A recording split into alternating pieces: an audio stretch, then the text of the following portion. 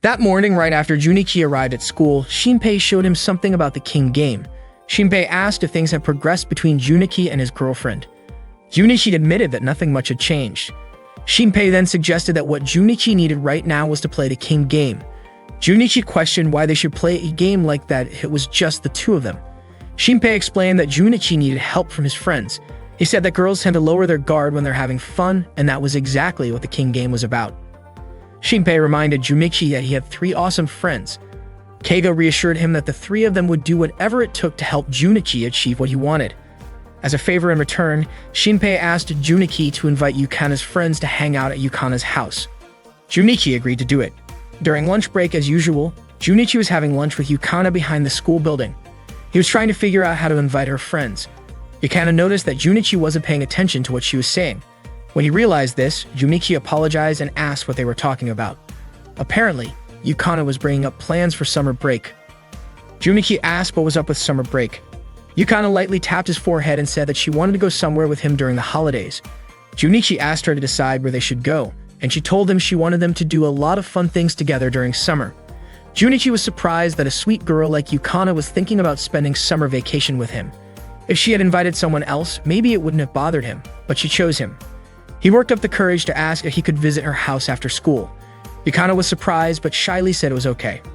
Then, Junichi said he also wanted to bring his friends, Ranko and Nene. Yukana's expression suddenly turned cold, and Junichi couldn't figure out why. Yukana said he should let Nene know and she would tell Ranko. Junichi asked why Yukana seemed upset, but she brushed it off and said they would all hang out together after school. The sudden change in Yukana's tone really confused him. Unexpectedly, Yui overheard their conversation. When the final bell rang and school was over, Junichi was waiting for Yukana at the front gate. He felt nervous since he had never been to her house before. Earlier, before leaving class, Yukana had told him to come straight to her house. Junichi mentioned that the others would go home first and then come over later. He started imagining the possibility of being alone with Yukana at her place before the others arrived, and the thought made him blush. He even found himself wanting to kiss her right then and there. Suddenly, Yu called out to him. Surprised, Junichi quickly snapped out of his daydream. Yui asked why he was swaying back and forth like that. Embarrassed, Junichi told her not to worry about it. Yu assumed he must be waiting for someone. When Junichi said he was waiting for Yukana, Yu guessed they were going on a date, but Junichi clarified that they were just going to hang out with a group at Yukana's house. Yu stayed quiet for a moment, and Junichi asked why she hadn't gone home yet. Yu said she had some free time, but Junichi didn't respond. She moved a little closer and repeated that she had time. Junichi didn't really understand what she was trying to say. Eventually, just making small talk, he asked if she wanted to come along too. Naturally, Yu didn't turn down the offer. She said she would go home first and asked him to send her the location by phone. After exchanging contacts, she left. Junichi couldn't figure out why Yu was acting that way. Not long after, Yukana showed up. Junichi asked if it was okay that he had invited Yui to join them. Yukana replied a bit sharply that it was fine, if he wanted to have more people there to make things more exciting. Right then, Junichi got a message from Shinpei. Shinpei reassured him that everything would work out in the end and that they would handle the rest. That made Junichi a bit anxious, wondering if he had just invited some potentially chaotic people to the hangout. When they arrived at Yukana's house, Junichi started to worry that maybe Yukana didn't even see him as a guy. Before they went in, Yukana asked him to wait in front of her room while she changed clothes. She even teased him by saying it was okay if he wanted to peek, but Junichi, clearly flustered, said he wasn't going to do that. Yukana smiled because she knew Junichi would never actually go through with it. Junichi was waiting for Yukana, but curiosity started to get the better of him. Just as he was about to peek through the door, Yukana suddenly appeared, startling him. She invited him into her room. As soon as he stepped in, Junichi was stunned by how different Yukana's room was from a typical guy's room. Everything sparkled and felt warm. Yukana looked a bit shy as she noticed how intently Junichi was looking around. He couldn't help but be amazed. She was dressed casually, and her outfit had a certain boldness to it. Her braided hair gave her a completely different look, and Junichi found himself captivated. Her outfit also revealed part of her chest, which made Junichi even more nervous. Yukana asked him not to stare so much. Embarrassed, Junichi quickly apologized. She then asked if he really liked her chest that much, which only made him more flustered. To change the subject, he nervously asked where her parents were. Yukana casually said they weren't home. That's when Junichi realized she had been upset earlier because he had invited others to come over too. He started to think maybe she had wanted to spend time alone with him, and he regretted not being braver. If only he had picked up on the moment, maybe the two of them could have had the whole evening together. As Yukana got closer, Junichi reached out, unsure of what he was doing, only to be interrupted when Ranko, Nene, and Yui suddenly showed up, completely ruining the moment. Junichi was mortified. Yukana asked how Ranko had even gotten into the house since she had locked everything. It turned out Ranko had used the spare key Yukana usually kept in the same place. Ranko asked what Yukana had been planning to do with Junichi, and Yukana admitted she had just been teasing him. Besides, she knew Junichi would never have the guts to try anything inappropriate. Out of nowhere, Nane wrapped her arms around Junichi and jokingly said he could touch her chest whenever he wanted. Junichi quickly asked her to let go. Then, without warning, Yui kicked Junichi, causing him to fall over. Smiling, she apologized and claimed it was an accident. Ranko seemed confused about why Yui had joined in all of this, but Yui just asked if visiting a classmate was really that strange. Junichi couldn't believe how what started as a simple visit was now turning into pure chaos. Just then, the doorbell rang. Junichi's 3 closest friends had arrived. He was shocked by how they looked. Shinpei admitted he had dressed up to make an impression on the girls.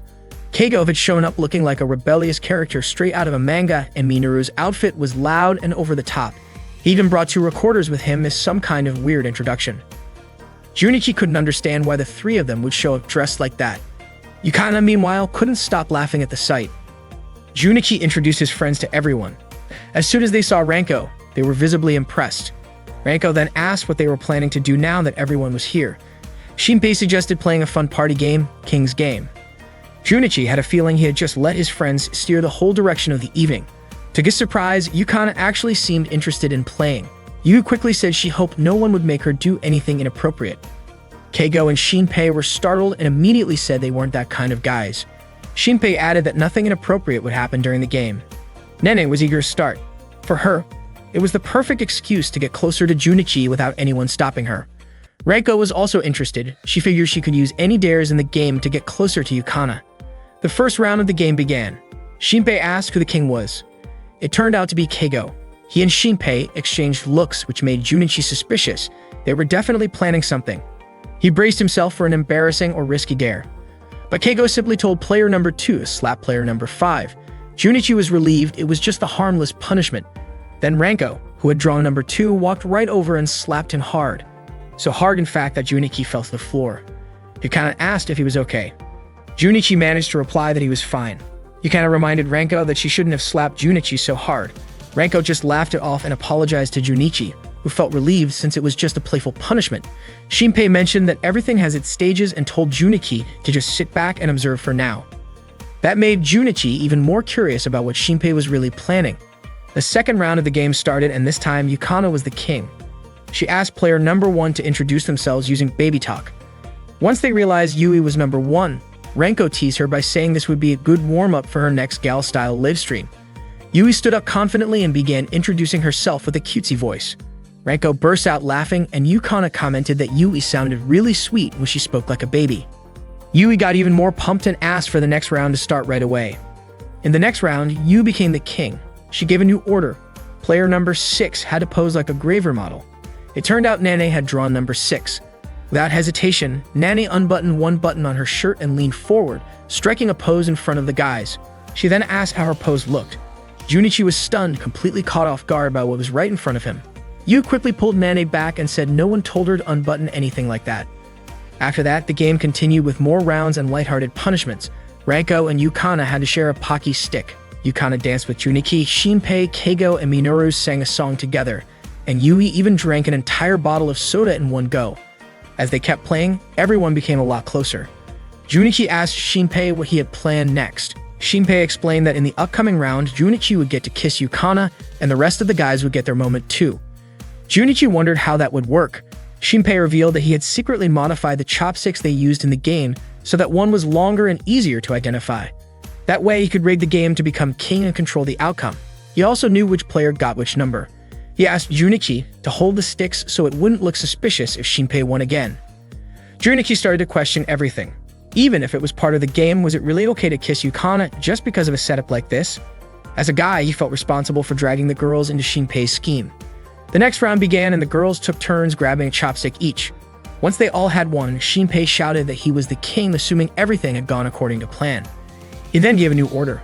Player number 1 had to kiss the king, and player number 3 had to share a deep kiss with player number 2. That instantly caused a stir. Yui objected, and Nene said she only wanted to kiss Junichi and no one else, and both Renko and Yukana refused to follow through. But Shinpei insisted, saying the king's orders were absolute. He then asked who had numbers 1, 2, and 3. To his shock, Junichi had number 1, Keigo had number 2, and Minoru had number 3. Keigo froze, horrified by the thought of having to kiss Minoru. Shinpei accused Junichi of betraying them, but it turned out Junichi had switched things on purpose. He didn't want the girls to be involved in something uncomfortable just for the sake of a joke, even if that meant putting himself in an awkward spot. The girls, catching on to what Junichi had done, encouraged the guys to go through with it. Renko and Yukana reminded them that the king's command couldn't be denied. Yui urged Junichi to act like a man and even pushed him forward towards Shinpei. In the end, they went through with it. Renko had a blast watching it all unfold. She hadn't expected playing with everyone like this would be so fun. Yui couldn't believe she had just witnessed something so unexpected. Junichi had done it all to protect the girls, but he definitely paid the price. Out of nowhere, Yukana leaned in and whispered a quiet thank you to Junichi for what he did. Junichi felt happy knowing that she understood his intentions. Yukana then said it would be fun if they all took a trip together during summer break. Junichi was surprised that Yukana meant everyone. Renko suggested they go to the beach. Yui was in, and Nana got super excited, already thinking about shopping for a new swimsuit. Shinpei and Minoru agreed it really did sound like the perfect summer plan. Dei wanted to join too, but he had already spent his allowance trying to reinvent himself. Junichi admitted he was also low on cash. Yukana suggested they all find part-time jobs together. They still had time to save up before the trip. Nani said it would be so much fun if they could go on a vacation using money they earned themselves. Everyone got pumped up and agreed to work hard so they could enjoy summer break together.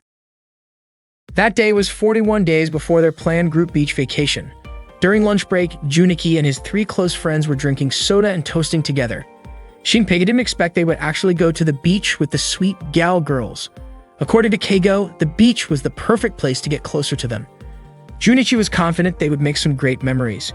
Shinpei suggested they should plan the vacation carefully. Meanwhile, Minoru was wondering if the grade school girls would be going to the beach too. He couldn't wait to see their swimsuits. Before the trip, they needed to save money by working part-time jobs. Keigo asked if there was a place where they could earn more money quickly. Minoru kept thinking about the vacation, convinced that the parents of those grade school girls would come along, making it harder for him to approach them. Shinpei said he knew suitable jobs for each of them. He suggested Keigo work part-time at an anime shop, confident Keigo could handle it since he had recently become an otaku. Keigo was excited and sure he could do it. For Minoru, Shinpei recommended a part-time job at a daycare for grade school kids. Then Shinpei showed a cosplay-made picture for Junichi's job. Junichi thought Shinpei wanted him to cosplay as a maid, but actually Shinpei assigned him to work in the kitchen staff. The enthusiastic Minoru asked if it would be okay legally if the grade school kids he was taking care of liked him. After dividing the jobs, Shinpei encouraged everyone to save money so they could enjoy the beach trip and have fun there. At that moment, Minoru asked if it was possible that those grade school kids had little sisters who were still in kindergarten. 31 days before their group trip to the beach, Shinpei and Keigo were working part-time at Tora no Onna. Seeing the intimidating shop owner, Keigo whispered to Shinpei if the place was always that scary. Shinpei was sure that Tora no Onna was actually a friendlier place. They were assigned to move a large amount of stock onto shelves. After work, Shinpei and Keigo walked home together, feeling exhausted. They didn't expect working at Tora no Onna to be so tough. Suddenly, they saw Minoru talking to a little girl, telling her that showing certain feelings could be considered a crime. Shinpei jokingly hoped that Minoru would get caught by the police soon. 29 days before the beach vacation was Junichi's first day working at the cosplay cafe. When he opened the cafe door, the cosplay waitress girls warmly greeted him. It turned out that Yukana, Yui, Nene, and Renko were working part-time there as cosplay waitresses. Junichi was surprised to learn about their part-time jobs. Nene approached Junichi and asked if he had purposely come to see her. Yui was also surprised by Junichi's arrival. Renko guessed that Yui must be happy that Junichi came, but Yui denied it. Yukana told Junichi that the cafe wasn't open yet. Junichi said he was going to work there. They assumed Junichi would be cosplaying, so Yui asked why he chose to work at a cosplay cafe. Junichi explained that Shinpei had recommended it and that he would be working as kitchen staff. Soon after, the cafe manager arrived. He looked over the cosplay girls one by one. His gaze made them uncomfortable. The manager complimented their outfits for the day and asked them to serve the customers properly. He also greeted Junichi, who had just started working. Shortly after, the cosplay cafe opened and customers began to arrive. At that time, Yukana brought an order to a customer. The customer asked her to perform a little magic to make the food taste better. Yukana happily did it, and the customer was very pleased with her service. Meanwhile, Nana entertained customers with her cute gestures while serving food. At one point, Yu went to approach a customer who wanted to order food, but she accidentally tripped, causing her skirt to flip up. The customer smiled and called Yui clumsy. Yui felt really embarrassed. Then Ranko noticed a customer accidentally spill a drink on the table. She kindly approached and wiped the table. She took a cloth from her chest pocket, which made the customer even more nervous, especially since Ranko's chest was very close to his face. The customer asked Ranko to wipe his wet clothes. When she noticed that his pants were wet around the private area, Ranko said she couldn't help with something like that. She immediately drew her sword, which scared the customer a lot. 25 days before their group vacation, Shinpei and Keigo were working at the Torino comic shop. They were busy stocking comics on the shelves. Keigo noticed that Shinpei seemed unusually enthusiastic that day. Shinpei finished all his tasks well, arranging the light novels by placing the highly recommended ones on the main table, organizing the newest releases by contacting the supplier about missing items, and setting up merchandise with high sales potential as instructed by their boss. Keigo wondered what had gotten into Shinpei to make him so energetic. 3 days before the vacation, Junichi had just arrived at the cafe when he accidentally saw Yu changing her clothes. They locked eyes and Yui immediately slapped Junichi. The slap was quite painful for him. Yukana then asked if Junichi had intentionally peeked at Yui. Junichi explained that he did not mean to peek. It just happened when he opened the door and Yui was changing at that moment. Yui wasn't convinced that it was a coincidence. She was really annoyed, especially because the uniform they were wearing that day was embarrassing. She was also puzzled by the strange behavior of the cafe manager. 20 days before the vacation, Yukana felt very hot while working since the cafe's air conditioner was broken and was scheduled to be fixed the next day. Feeling overheated, Yukana fanned herself around her chest. Seeing a bottle of drink nearby, she immediately took a sip. Junichi told her not to drink from the same bottle because he had just drunk from it, but Yukana kept drinking to quench her thirst. Afterwards, she put the bottle back and thanked Junichi. Junichi's heart raced, and he wondered if an indirect kiss counted as a real kiss. He quickly took a sip from the bottle to get an indirect kiss from Yukana, but Ranko's sudden arrival startled him, causing him to spill the drink. Ranko apologized, and Junichi was quite frustrated that his indirect kiss had been ruined. 18 days before the vacation, the owner of the Torino shop announced that he would temporarily hand over management to Shinpei. Shinpei said he aimed to double or triple the store's sales and asked the other employees to cooperate in achieving that goal. Keigo was certain that Shinpei had some plan in mind. Days went by and Junichi and his friends worked hard to earn a lot of money. They performed their jobs well. Unfortunately, Minoru still teased grade school girls and the teachers had started noticing. Yukana was friendly and attentive to cafe visitors, while Shinpei kept diligently organizing the store's merchandise. 6 days before the vacation with his friends, Junichi felt extremely tired. Tomorrow would be their last day working part-time at the cosplay cafe, and there was also an event planned for that day. The cosplay cafe manager was looking forward to the event and had prepared many light novels for it. The next day, Yukana told Junichi that the event was called Literature Girls Day. It involved cosplay girls wearing uniforms and reading novels aloud to customers. Yukana asked Junichi for his opinion on which novel she should read. Soon after, Ranko, Nene, and Yui arrived. Nene asked Junichi to pick a novel for her, while Ranko complained that the event was troublesome but agreed to participate because the pay was decent. Yui picked a novel and began reading. The novel described a girl who changed her behavior in a negative way, and it also included a scene with a romantic kiss and another scene implying an intimate moment. They all were shocked by the content of the novel Yui was reading. Yui's face turned red and she didn't understand why they had to read that kind of novel aloud. She also wondered what was actually going through the manager's mind. Feeling like she couldn't take it anymore, Yui excused herself and left for a moment. Yukana didn't understand what was going on with Yui, while Ranko guessed that Yui must have been planning something. Nene then opened a few of the novel covers. The novels were titled, among others, Shinmai Kamasama no Dependence, Nosu Junior High School XD, and Musu Geiken Hybrid X Heart. Nene said those novels were just like the ones Junichi owned. Junichi admitted that the content was really concerning. Nene started reading out loud, mentioning a part where Sylvia's chest hadn't been touched yet and Kizuna's hands were the first to touch it. On purpose, Nene read some suggestive dialogue between Sylvia and Kizuna, even describing how Sylvia's sighs sounded. Junichi quickly asked Nene to stop. Ranko grabbed the novel away but then wanted to join in reading it after seeing Junichi's funny reaction. Ranko really got into reading the novel, which made Yukana's cheeks flush with embarrassment.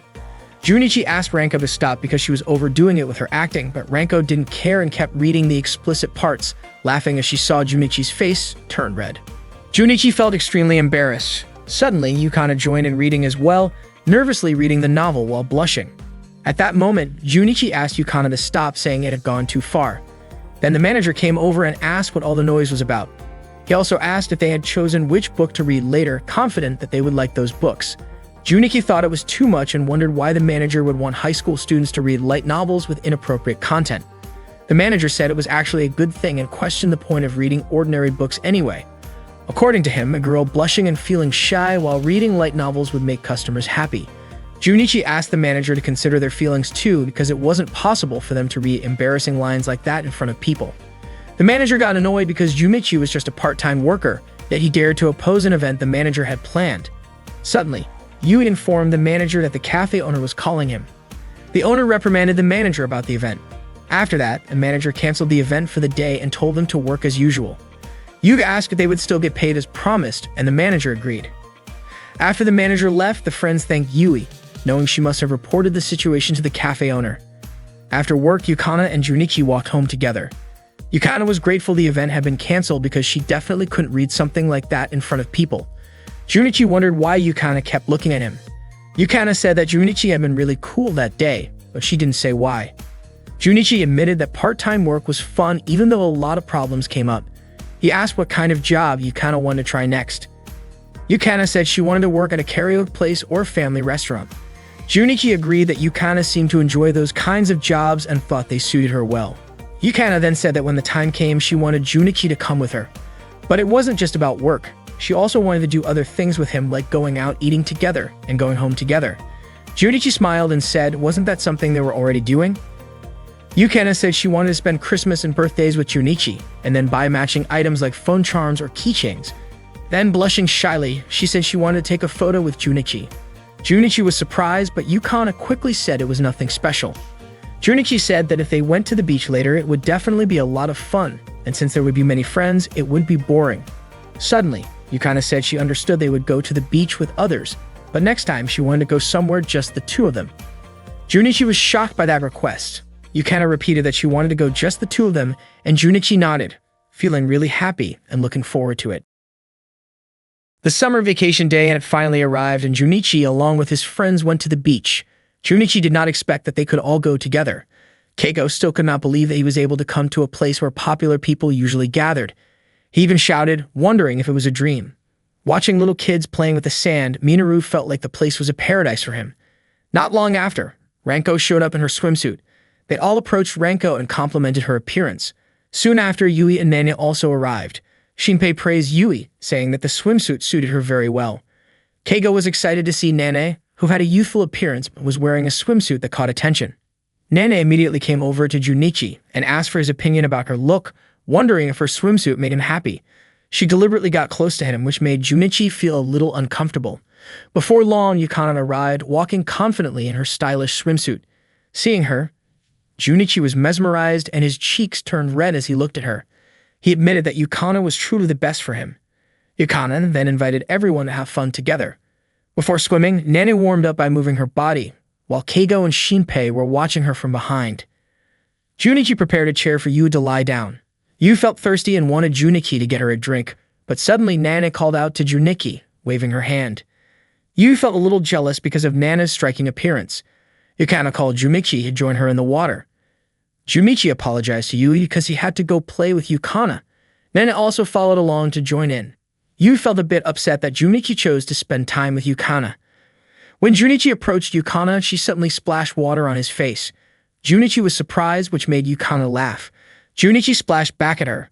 Ranko also joined in, splashing water toward Yukana. At that moment, Nene bumped into Junichi, upset because he had not been paying attention to her. The close contact made Junichi feel an intense sensation on his back. He then asked Nene to step away. Suddenly, Yui shot water at both Nene and Junichi with her water pistol, wanting to join in the fun. Meanwhile, Shinpei, Keigo, and Minoru were left out by the girls. Keigo commented that the beach event was a little different from what he expected. Shinpei noticed this too, but said it was not a bad thing since they could watch the girls in their bikinis. Shinpei started recording the girls playing happily, surprised that he still had an appreciation for natural beauty.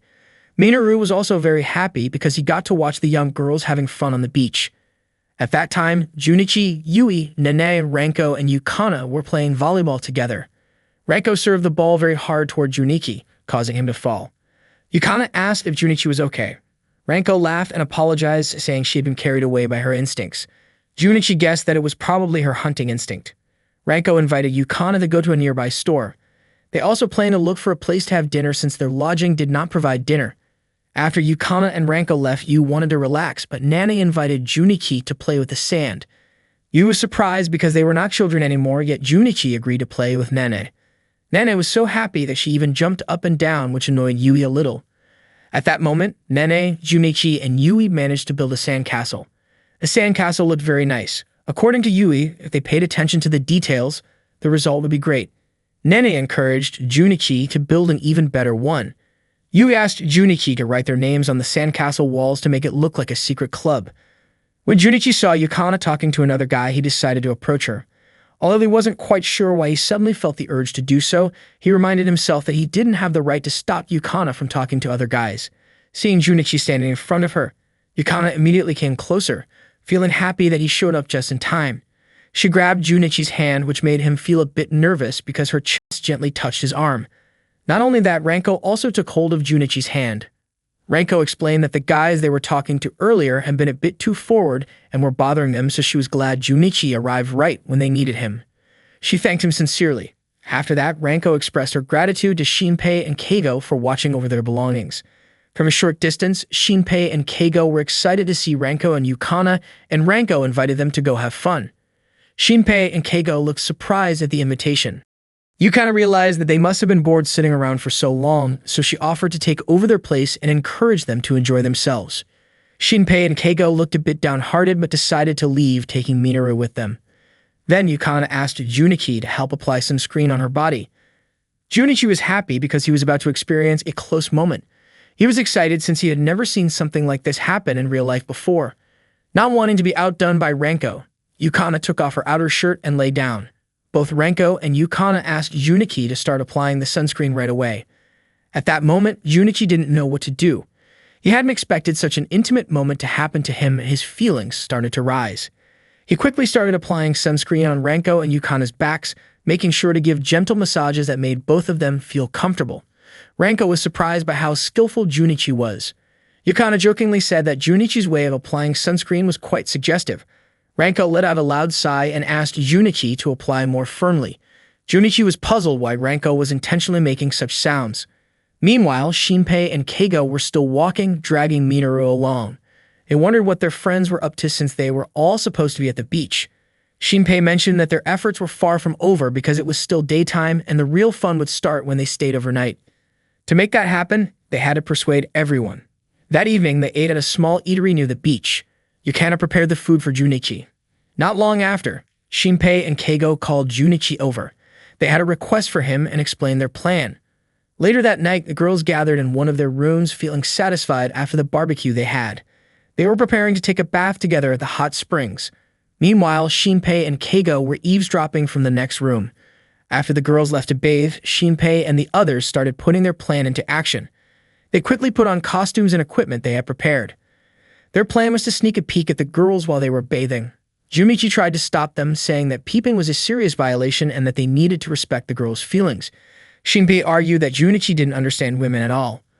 According to him, if Junichi wasn't interested in peeping, the girls would think they weren't attractive, and that not peeking was like an insult. Keigo called Junichi cruel and said he couldn't believe Junichi was that kind of person. Junichi was confused as to why they were blaming him. Shinpei then asked Junichi to put on a costume and join in, saying that if he didn't, he couldn't be called a real man and would be disrespecting the girls. Keigo asked if Junichi didn't want to see Yukana. Hearing that, Junichi admitted he wanted to see Yukana more than they expected, but precisely because of that, he refused to participate. According to Shinpei, Junichi's intentions were contradictory. Junichi wasn't really concerned about whether they wanted to watch or not. Shinpei had told him not to interfere with their fight, but Junichi decided to join anyway. Meanwhile, Minoru chose to go to the mixed-gender bath and planned to look for a grade school kid there. At that time, Yukana, Nene, Yui, and Ranko were enjoying the warm, hot spring. Ranko stood at the edge of the bath admiring the sky view. Yu reminded Ranko not to stand there to avoid being seen by others. Nene was surprised to hear about possible peeping. Ranko reassured them all, saying that the inn was well known for having very high security in the women's bath, and the security guards had said it would be impossible for anyone to peek in. After hearing that, they all gathered next to Ranko to enjoy the beautiful view. Meanwhile, Minoru was soaking in the bath and felt happy because there was a child around as well. At the same time, Ranko was playfully teasing Yukana. Yukana felt embarrassed and asked Ranko to tease Nene instead because Nene had the biggest chest among them. Nana got nervous when Ranko approached her, but Ranko was genuinely amazed by Nana's figure. Yukana also became interested and joined in. Yui could only watch quietly, but suddenly Yukana stood behind her and playfully teased her too, saying Yui's figure was nice as well. Yui screamed out of embarrassment and Yukana laughed, saying she was happy that Yui was joining in. Yui then teased Yukana back. Meanwhile, Shinpei, Keigo, and Junichi were walking toward a certain location. As they were about to move forward, Shinpei warned them about a trap ahead. Shinpei and Keigo carefully stepped over a sensor device, but Junichi intentionally triggered it to sabotage their plan. When the sensor went off, Junichi urged them to retreat quickly. However, it turned out the trap was actually set by Shinpei himself. Shinpei quickly deactivated the sensor, revealing it was a fake trap. Shinpei asked whether it was likely that the inn's guards would set a trap deep in the forest just to prevent peeping into the women's bath. That's when Shinpei and Keigo realized that Junichi had betrayed them, so they decided to test him. To judge Junichi, Shinpei called for a vote on how to punish him. Junichi lost the vote and was supposed to receive a mock attack from Shinpei and Keigo. Junichi tried to escape their chase and attempted to get out of the forest, but unfortunately, he fell into a ravine. Keigo and Shinpei saw him fall, but Shinpei wasn't convinced that Junichi would die that easily. Shinpei and Keigo quickly headed toward the women's bath. They were excited to rush there, hoping to see the girls without any clothes. Unfortunately, Keigo fell into a pit trap and Shinpei helped pull him out. Keigo was surprised because Shinpei had said there were no traps in that area. Shinpei was also confused. Suddenly, Shinpei accidentally triggered a rope and an arrow shot toward him, narrowly missing his body. Seeing this, Keigo suggested they retreat, but Shinpei refused because he didn't want to waste their efforts. Shinpei explained that even if they knew the outcome would be bad, they had to complete the routes that could lead to him being disliked by the heroines. There were still unfinished routes, and if they failed to complete them, they couldn't finish the story. Keigo regained his enthusiasm, thinking about completing his life album. They kept running while shooting their weapons, dodging attacks and traps along the way. Unfortunately, Shinpei was hit by an arrow in the chest. He collapsed and became helpless. Shinpei asked Keigo to fulfill their shared dream. Keigo replied, wondering what the point was if only his own album was complete. Shinpei kept urging Keigo to go. Then Keigo started crying and ran away, but accidentally stepped on something that caused fireworks to light up.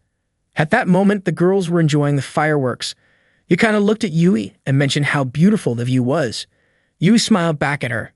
That night, the girls were planning to play with fireworks when Junichi woke up from fainting.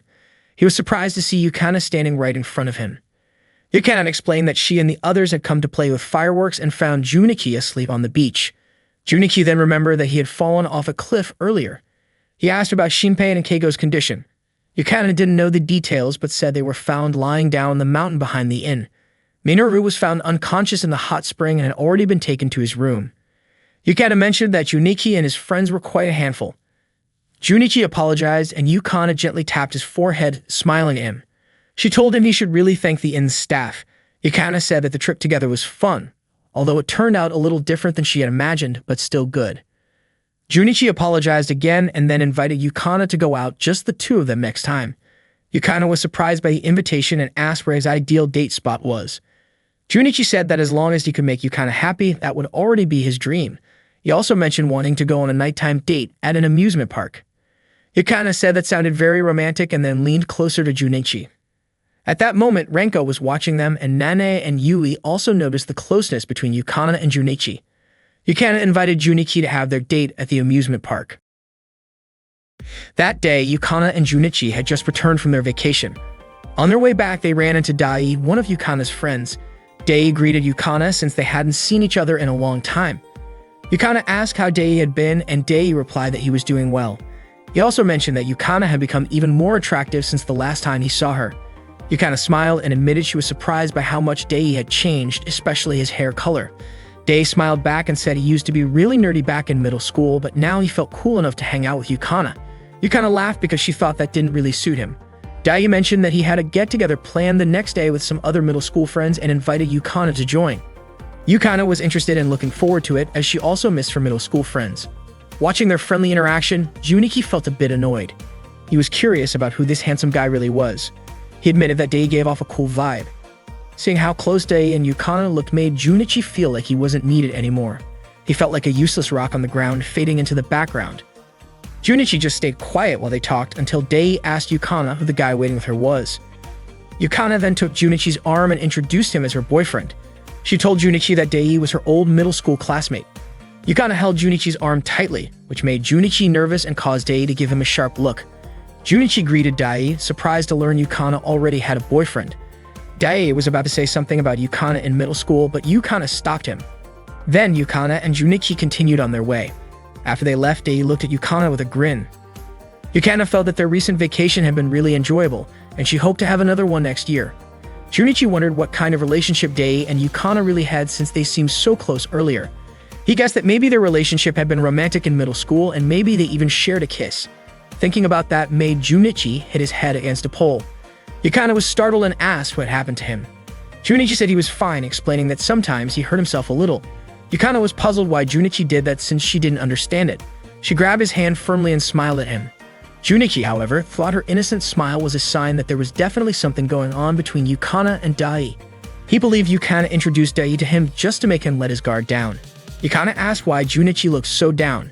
Junichi suddenly said that Dai was cool, more fashionable than him, taller and better looking. He even said Dai seemed like a handsome guy straight out of a shoujo manga. Yukana guessed that maybe Junichi was jealous. Junichi realized he didn't compare well to Dai, and he felt like Yukana and Dai made a good match. Yukana said she didn't understand what Junichi was talking about and even thought that maybe Yukana looked embarrassed introducing Junichi to Dai. Then Yukana let go of his hand and asked if Junichi really thought that way. She looked annoyed and decided to head home right away. That night, Junichi watched a streaming broadcast by Bo. Bo told her viewers how happy she felt after coming back from vacation with her friends. She also talked about soaking in the hot spring and seeing that some of her friends had big chests, which made her a bit envious. The next day at school, Shinpei, Keigo, and Minoru were chatting excitedly about the vacation. They felt satisfied because they got to see many attractive girls at the beach. Minoru was happy too since there were many kids around, which made him not want to leave the hot spring. Shinpei didn't expect they could hang out with such sweet girls, and he credited Junichi for making it happen. Shinpei then approached Junichi and noticed that Junichi looked pretty unenthusiastic. Junichi's voice sounded like he wasn't really happy about the vacation. Junichi admitted that he felt happy during his vacation, but Shinpei seemed to notice what Junichi was really feeling. He asked Junichi to open up so he could give him some advice. Junichi appreciated the concern from his three close friends and decided to share his feelings with them. They all agreed that the situation was pretty serious. Keigo suggested that Junichi should break up with Yukana and just stay as an observer like them. Shinpei explained a concept called netarere or entitar, which is when a boyfriend or husband is taken away by another man, often in a romantic or relationship sense. He mentioned that this theme appears a lot in older TV dramas, and since it has been around for so long, it means many people find it interesting. Junichi was confused about why anyone could enjoy being taken away, since logically it should be upsetting. Shinpei argued that indirectly, Junichi was admitting he actually enjoyed being taken away because when Junichi said it was sad, that sadness is what makes the whole NTR thing more appealing. Junichi didn't understand what Shinpei meant, and Shinpei was surprised at how clueless Junichi was. Shinpei said that when a girl says no, she actually means yes, and when she says I don't want to, it actually means she does. Shinpei was convinced that Dei must have some kind of magical charm. Hearing this, Junichi was even more confused, not knowing what this magical charm was. Shinpei explained that it's something that makes girls go crazy during intimate moments. Junichi finally understood and thought to himself that he probably shouldn't have asked Shinpei for advice in the first place. Soon after, they entered their classroom. Junichi immediately looked at Yukana, but she acted indifferent toward him. Junichi was even more confused about what he should do. During the break, he tried to talk to Yukana, but she ignored him and walked away with her friends. Almost the entire day passed without Junichi being able to talk to Yukana. In class, he could only watch her quietly, hoping he might get a chance to speak with her after school. When the bell rang, Junichi tried to say something to her, but Yukana didn't seem to hear him. He chased after her to the shoe locker and called out to her, asking if she could go home together, but she declined, saying she was going out with her middle school friends. Junichi wanted to talk about what happened yesterday, but Yukana refused, saying she was in a hurry. This left Junichi feeling very sad. Junichi's friends suggested going to karaoke to cheer him up. Shinpei advised Junichi to forget about his problems. At one point, Junichi mistook the girl on the monitor for Yukana, but Shinpei snapped him back to reality with a light slap. Once Junichi was fully aware, Shinpei encouraged him to stay strong because there was something important he had to do the next day. Junichi asked what he needed to do, and Shinpei told him that tomorrow he would have to swallow his pride and apologize sincerely to his girlfriend. Shinpei explained that even if Junichi knew he wasn't wrong, apologizing like a man would make everything work out. Junichi said he didn't understand why Yukana was so mad, so he thought maybe he didn't have to apologize.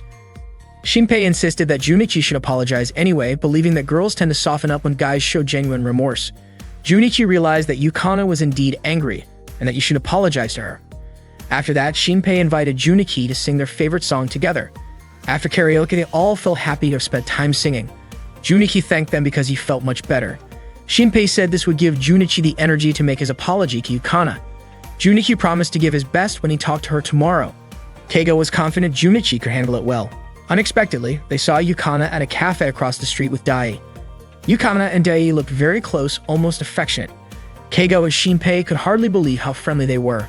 Minoru commented that this was exactly why he disliked older girls. Shinpei was very worried about Junichi, and at that moment, Junichi's heart was shattered into pieces. The next day, while heading to school, Junichi realized that Yukana was just toying with him. He couldn't get the image of Yukana's closeness with Dai out of his mind. Junichi started to accept that this possibility was real and had already happened. He tried to convince himself that he needed to move on. Feeling sad, Junichi even cried because he finally understood that he truly liked Yukana. Suddenly, Yukana called him over and approached him. She asked why his face looked so down and wondered if he was already regretting what he had done before. Junichi was confused and questioned why Yukana had been angry at him earlier. He also thought about how Yukana had been seeing Dai behind his back. Junichi found it strange that Yukana seemed so enthusiastic despite all that. Yukana admitted that she had been cold toward him the day before and that Junichi regretting it actually meant her behavior had worked. Junichi asked what Yukana had been doing the previous day. She said she had already told him she went out to hang out with her middle school friends. Junichi replied that he had seen Yukana having fun talking with Dai at the cafe the day before and wondered why she was alone with him. It turned out that after the event, Dai had asked Yukana for help. Junichi was sure it was a lie and that the whole thing had been planned since Yukana answered so quickly. Junichi told her that she must have enjoyed it, and he was convinced that Yukana was just playing with him. He confessed that his heart was more broken than Yukana expected, which was why he wanted her to stop messing with him. It really hurt. Junichi even said that if he kept feeling this way because of her, it would be better if he stayed single his whole life. Then, Junichi quickly ran away, wondering why Yukana was staring at him like that. When he arrived at class, his friends noticed that something was off between Junichi and Yukana. After school, Yui invited Junichi to talk on the rooftop. She asked if something had happened with Yukana and even wanted to give him advice if he told her everything. Junichi admitted that he couldn't understand Yukana and didn't get why she wanted to date him. Yui understood that Junichi felt like Yukana didn't really like him at all. Junichi claimed Yukana was just playing with him. Otherwise, she wouldn't be dating him. Yui asked if Junichi was serious about thinking that way. Junichi said Yukana was mean because she pretended to like him just to hurt him. He saw it as a valuable lesson so he wouldn't be fooled when he got married someday. Yui said Junichi was being selfish and told him to think about Yukana's feelings too. She couldn't believe Junichi could be so self-centered. Yui even said that Junichi wasn't worthy of being her servant. Then she quickly left him behind. On his way home, Nane suddenly bumped into Junichi. She asked why he looked so sad. Junichi said he was okay, but Nane didn't believe him right away. He finally admitted that he couldn't hide it from her. Junichi then told Nene what had happened. Instead of giving advice, Nene told him not to keep feeling down or else he would have to marry her. Junichi was surprised and asked why he would have to marry Nene. She said it was because Junichi wasn't cool anymore. Then Nana walked away and Junichi suddenly remembered something he had said to her when they were kids. That night, Junichi realized that he was indeed selfish, just like Yui had said, and that he was no longer cool as Nane had pointed out. While watching Bo's livestream that evening, Junichi listened as Bo talked about being interested in someone. However, she felt upset and frustrated because of that person's behavior. Bo tried not to like him since he was the boyfriend of her close friend. She wanted to give him advice, but he only seemed to think about himself. Nane was annoyed with him, saying that he was careless, inexperienced, and not cool at all. But despite all that, he was very kind to Bo. And without realizing it, she started to feel drawn to him because of his kindness. Bo hoped that he would go back to how he was before and become a guy worthy of being her servant. Junichi sent a message to his friends saying that he wanted to talk with them after school the next day. At the same time, Yukana also messaged her friends asking to share some things after school. The next day at the cafe, Yukana was there with Renko, Nene, and Yui. Nene guessed that Yukana probably wanted to talk about Junichi. Before Yukana could even start sharing, she suddenly began to tear up, which shocked everyone. Renko couldn't just stay still. She immediately left, saying she had other matters to attend to. Renko was determined not to forgive Junichi if he made Yukana cry. Meanwhile, Junichi asked what his 3 friends thought about him. They all called him foolish, inappropriate, and inexperienced. Shinpei was surprised that Junichi was actually smiling while they were teasing him. Not long after, Renko returned and approached Junichi. She grabbed the collar of his shirt and told him that she would never forgive him if he caused Yukana to cry. Renko explained that Yukana cared a lot about Junichi. Even though her friends asked her out, she still chose Junichi, but he had been careless with her feelings. Junichi admitted that he was foolish, inappropriate, inexperienced, and selfish. Acknowledging his flaws, he said he would go see Yukana because he didn't want anyone else to have her. Renko then let go of Junichi, calling his attitude really brave. Because of that, she decided not to hit him. But that didn't mean she accepted their relationship. Soon after, Dai and his friends arrived at the cafe. They started talking about Yukana, calling her a sweet and attractive gal. Dai said that Yukana was easygoing because she was willing to walk with him just after he asked for her advice. He admitted that he was excited to take a girl who already had a boyfriend. Dai added that once he got bored, he would just pass her on to his friends, confident that Yukana would agree because she was an easygoing girl. Renko was annoyed by this, but Junichi stopped her from confronting Dai, saying that he would handle Dai himself. Junichi walked up to Dai after hearing him insult Yukana in front of his friends. The moment he saw Junichi, Dai mocked him by calling him Yukana's pathetic boyfriend. Junichi was clearly upset and demanded that Dai take back what he said because to him, Yukana was not the kind of girl Dai was making her out to be. Dai's friends looked ready to attack Junichi, but Dai held them back. He asked Junichi if Yukana's appearance did not already say enough about her. Junichi refused to accept that and told Dai that Yukana was nothing like what he was imagining. He said he would never let someone like Dai get close to her. Instead of backing off, Dai kept taunting Junichi, saying his attitude made it obvious that he was still inexperienced with girls, and that it was no surprise Yukana was just toying with him. That comment crossed the line. Junichi grabbed Dai by the collar and demanded that he take back his disrespectful words. Dai's friends tried to step in again, but Dai stopped them once more. Junichi stood his ground and said he would not allow anyone to talk badly about Yukana like that. Dai brushed Junichi's hand off and challenged him to take it outside if he really wanted to settle things. Surrounded by his crew, Dai asked Junichi how he was feeling now, but Junichi responded firmly, saying he would never forgive him. Dai laughed. Junichi took a swing at him, but the punch missed. Dai kept mocking him, saying he could not believe how weak Junichi's hit was. Without backing down, Junichi lunged forward and bit Dai on the leg. Dai cried out in pain, trying to shake him off, but Junichi held on tightly, saying he would not let go until Dai promised to stay away from Yukana. Dai called for his friends to attack Junichi. They started kicking him repeatedly, but Junichi refused to let go, still demanding that Dai make the promise. No matter how much they tried, Junichi kept biting down with everything he had. Finally, Dai pretended to give in and made the promise. As soon as Junichi let go, Dai kicked him hard, knocking him to the ground. Dai went on to make another cruel remark about Yukana and even claimed he would do whatever he wanted with her. Junichi tried to grab his leg again, but Dai quickly kicked him away. Junichi fell once more, but in his heart, he swore he would never let someone like Dai go near Yukana, no matter what happened to him. Just then, Renko appeared, stepping on one of Dai's friends as she walked up. She looked at Junichi and told him he was amazing. One by one, Renko started taking down Dai's crew. That was when Dai finally realized she was his upperclassman from middle school. Still, Dai shamelessly made an inappropriate comment about her and said he wanted to use her for his own pleasure. Renko shot back, calling him disgusting. Seeing that things were turning against them, Dai's friends tried to gang up on Renko, but Shinpei, Minoru, and Keigo showed up just in time and jumped in to help. Shinpei said he could not stand by while they tried to hurt a girl. Keigo was furious about what Dai did to Junichi and wanted to return the favor. Minoru added that he could not tolerate anyone who treated girls like that. Shinpei quickly checked on Junichi, asking if he was alright and reminded him that he needed to be somewhere. Keigo pointed out that Junichi had more important things to do than waste time with jerks like Dai. Minoru told him to hurry and go for Yukana's sake. Junichi felt incredibly thankful to have friends like them. Without wasting another second, he ran off. Dai tried to go after him, but Renko stepped in his way. Dai arrogantly claimed that Renko and the others had no chance of beating them with numbers on their side. He ordered his friends to attack again. At that moment, Junichi was running to meet Yukana. He tried calling her on his phone, but she didn't pick up right away. So Junichi sent her a message, asking to meet behind the school because there was something he wanted to talk about. At that time, Yukana was still with Nane and Yui. Nane commented that Junichi was pretty hopeless, and Yui added that he was selfish and unreliable. Yui advised Yukana not to spoil Junichi too much and to be more assertive in their relationship. Nane then teased Yui, saying it seemed like Yui knew a lot about Junichi. Yui quickly denied it, but Nane became suspicious and said that Yui clearly knew more than she was letting on. Yukana started to feel unsure. She admitted that maybe she didn't really understand Junichi and questioned whether he truly liked her.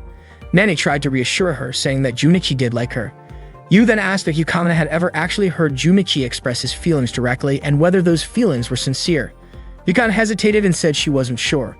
Yui encouraged her to ask him again and get a clear answer so she wouldn't have to keep worrying. Yukana thanked Nane and Yui. She admitted that she still didn't feel completely okay, but she would try to find out the truth. After Yukana left, Yui asked Nane if it was really alright for them to help someone who's technically their rival. Nane felt the same way, and the two of them smiled together. Meanwhile, Ranko and her friends had managed to defeat Dai's group. Ranko teased Dai, asking if he was ready to give up. Dai was surprised by how strong Ranko and her crew were. He apologized and promised never to show his face around them again. But Ranko wasn't ready to forgive him that easily. Dai looked terrified as Ranko stepped closer. Suddenly, a little girl named Minami showed up and asked what Minoru and the others were doing. That was when Dai panicked and ran away, accidentally bumping into Minami and making her cry. Seeing this, Minoru quickly rushed to help her, and Minami's mother came by to thank him. Despite all that, Dai called everyone stupid and refused to apologize. Minami thanked Minoru before leaving, but after that, Minoru looked furious and ran off to chase Dai. Shinpei turned to Keigo and asked if they should stop him. Both of them then tried to calm Minoru down. Dai was absolutely terrified. Ranko cornered him and he begged her not to hurt him. Without hesitation, Ranko delivered a sharp kick to his sensitive area and stepped on his head. She said that someone who disrespected women and treated them like objects didn't deserve to have that part of his body.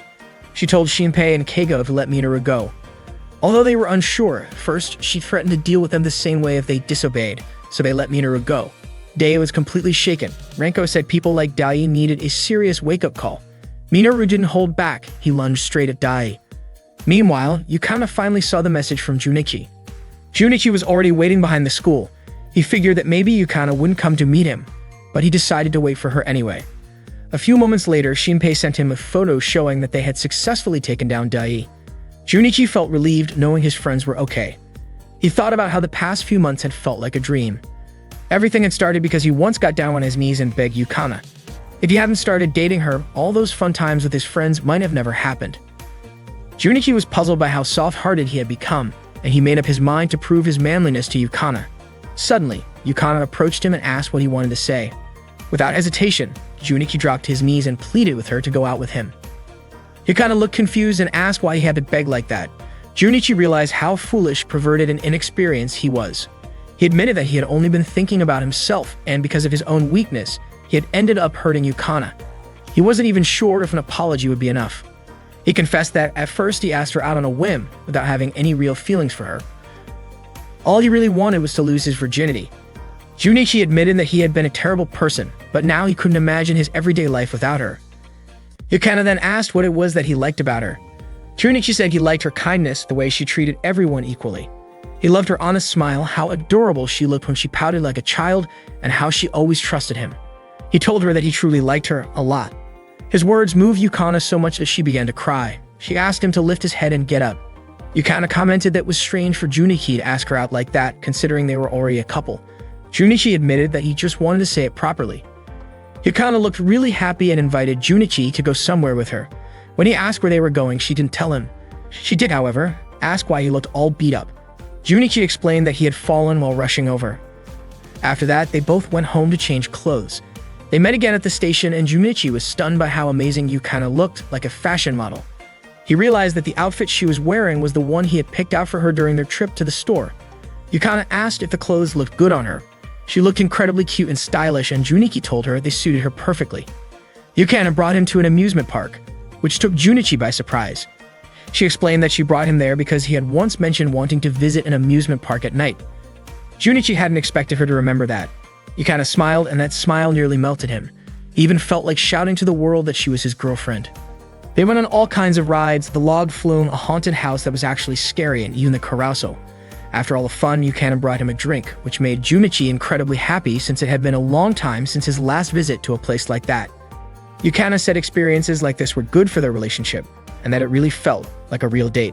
Later, Yukana took him to the game arcade and suggested they take photos together in a photo booth. Junichi noticed that the amusement park at night was filled with young couples. While he was distracted, he lost sight of Yukana and began searching for her. When he opened one of the photo booth curtains, he accidentally saw a couple kissing inside. He was shocked. He didn't expect popular people to be that bold, posing for pictures while kissing. He wondered if Yukana might be hoping for something like that too. While he was caught up in his imagination, Yukana suddenly appeared behind him, startling him. She quickly took his hand and pulled him into the booth so they could start taking photos together. Out of nowhere, the screen on the photo booth suggested they kiss. Yukana laughed, but Junichi nervously said they should just take normal pictures. Yukana, however, teased him by suggesting a kiss. Junichi was completely caught off guard. As Yukana gently parted her lips and closed her eyes, he instinctively did the same, thinking she was serious. But just as he leaned in, she tricked him. Yukana burst out laughing at how red his face turned. She said his expression was absolutely hilarious. Junichi felt super embarrassed for falling for a prank so easily and for being so gullible. After leaving the amusement park, they went to enjoy the night view of the city together. Yukana handed Junichi the photo from earlier and said his expression in it was cute and just perfect. Junichi felt happy knowing she liked it. Blushing, Yukana told him she had a great time that day. Junichi thanked her sincerely for inviting him. Yukana said that spending time with others could be fun, but having fun together, just the two of them, was special too. She said she wanted to do this again next year, and the year after that. Junichi agreed, and Yukana gently held his hand. Junichi asked why Yukana still trusted him even though he often said mean things to her, but Yukana refused to tell him, saying it was a secret. Suddenly, Yukana gave Junichi a quick kiss on the lips, leaving him surprised and making his heart race. After that, Yukana said goodbye and ran off, still flustered from the kiss they had just shared. The next morning, Junichi headed to school like usual. On the way, Yu greeted him. Junichi thanked her for helping him realize so many things. Yu told him there was no need to thank her, since all she did was speak the truth, and if that helped him solve his own problems, then that meant he had figured things out himself. Junichi smiled and asked if Yui had ever done any video streaming. Yu was caught off guard by the question. Junichi admitted that he had come across a channel where the person reminded him a lot of her. Embarrassed, Yu pretended not to know what he was talking about. Suddenly, Nana showed up and greeted Junichi by hugging him from behind. Feeling uncomfortable, Junichi asked her to get off his back.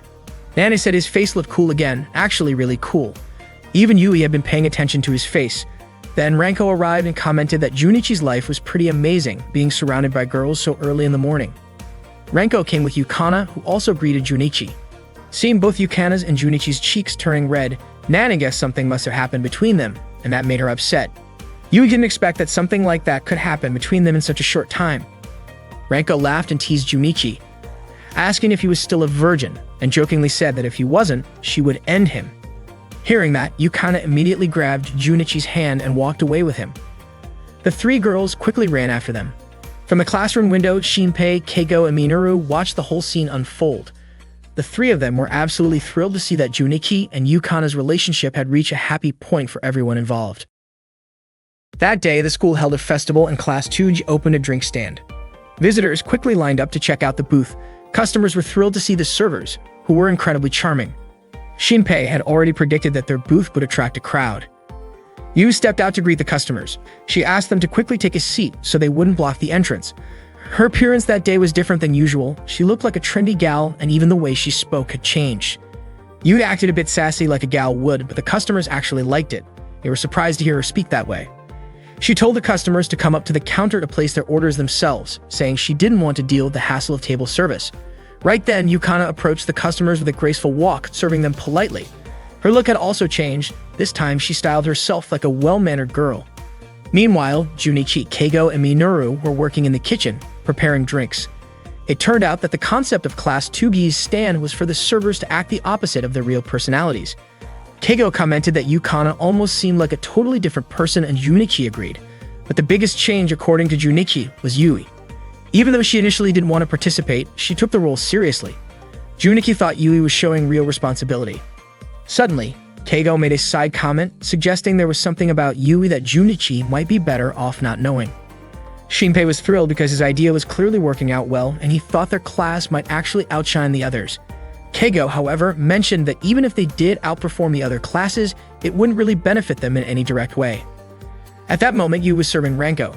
She used her Galsao speech while talking to her, and Ranko laughed, calling her by the nickname Bo.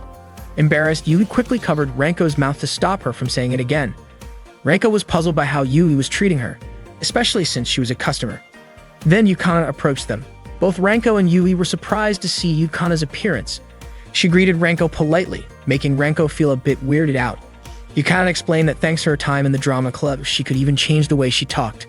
Ranko told Yukana that no matter what she wore, she always looked adorable. Yukana thanked her and admitted she was really enjoying the role she was playing.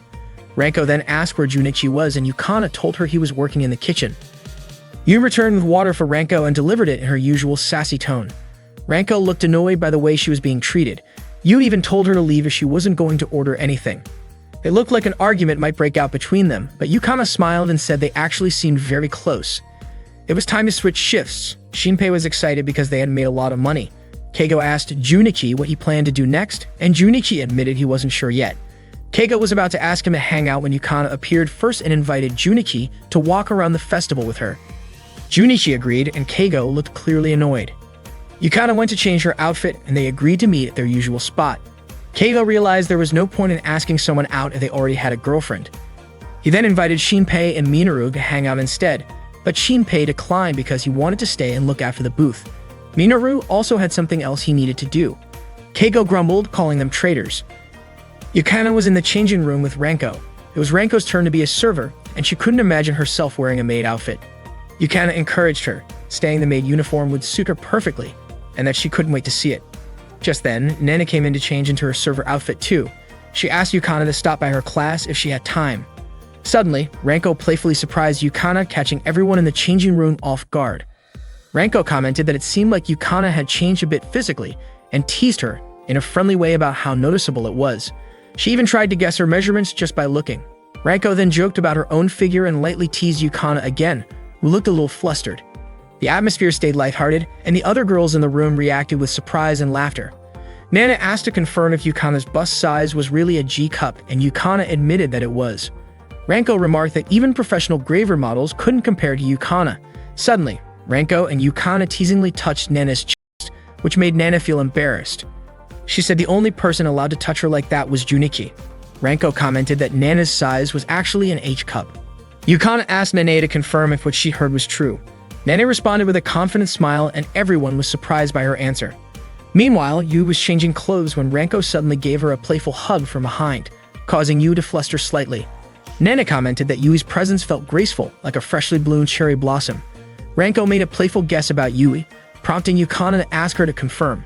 Yu firmly replied that she didn't feel obligated to answer personal questions. Ranko joked that she'd tease her again if she stayed silent. With a sigh, Yui eventually gave a short response, ending the conversation. Soon after, Kokoro and Ayumi entered the changing room. They had just finished their booth shift and were ready to get changed.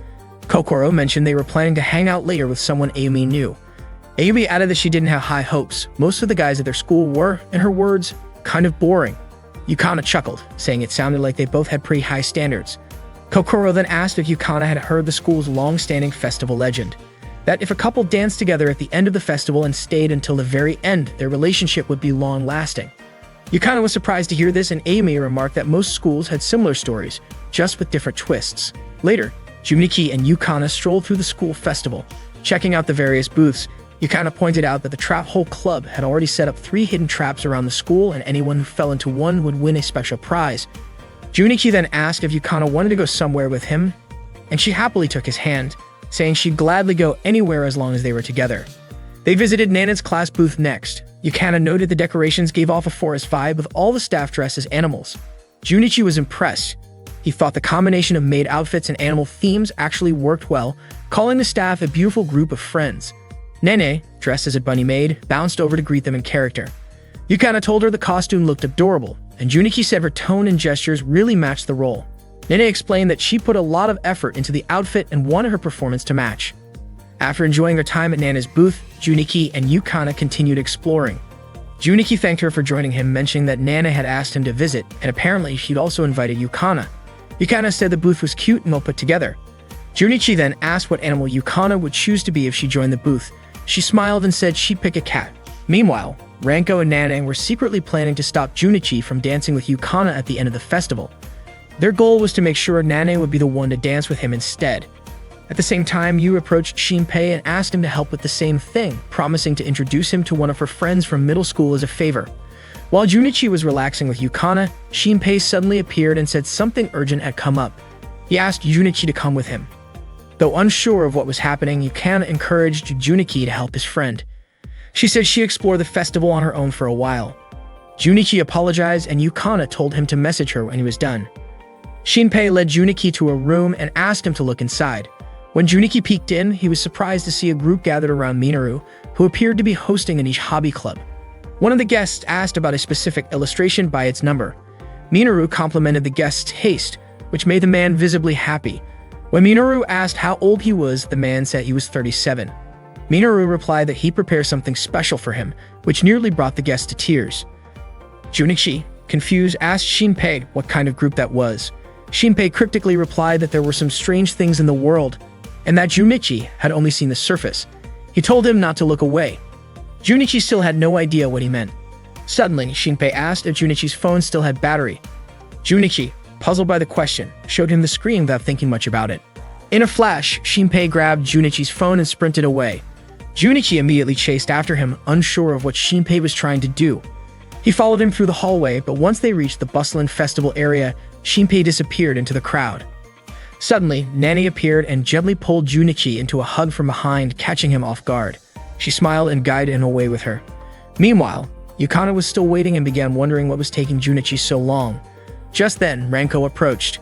Yukana asked why she was looking for her, and Ranko explained that she had tried calling but didn't get a response, so she came to find her in person. It turned out Yukana's phone battery had died. Ranko suggested they walk around and enjoy the festival together.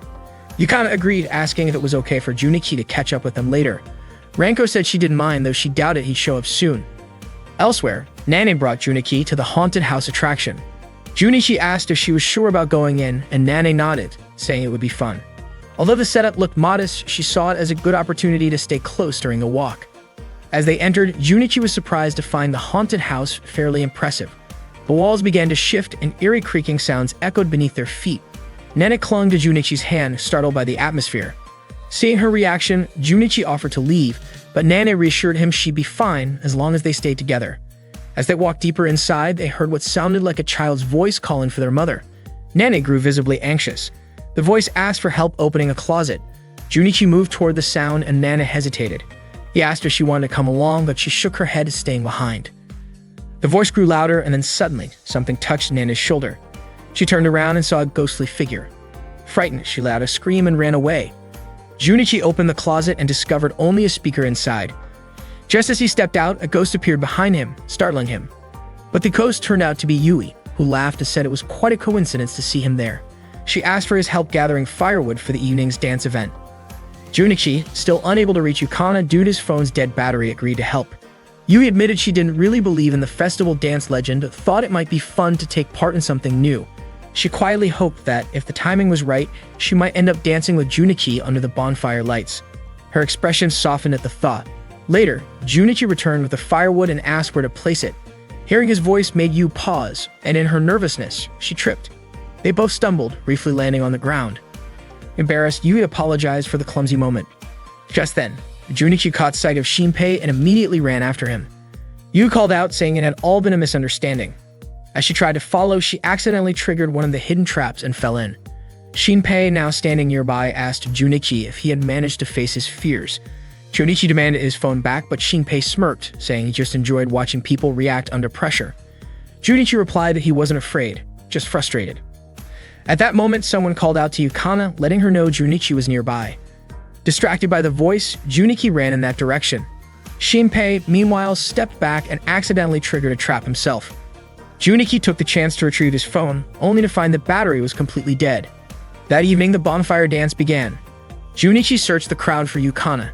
Elsewhere, Keigo sat alone by the fire, enjoying the peaceful atmosphere. Yukana and Ranko were seated together, sharing some snacks. Ranko joked that if Junichi showed up, he might still have a chance to dance with Yukana. Yukana, though quiet, seemed hopeful. As soon as she spotted Junichi in the distance, Yukana stood up and ran toward him. Ranko tried to follow, but she too ended up triggering one of the traps and fell in, earning her a festival prize. Yui, Shinpei, and Ranko all received prizes for discovering the hidden traps during the festival. Junichi and Yukana met in the crowd and quickly apologized to each other for losing contact because of their phones.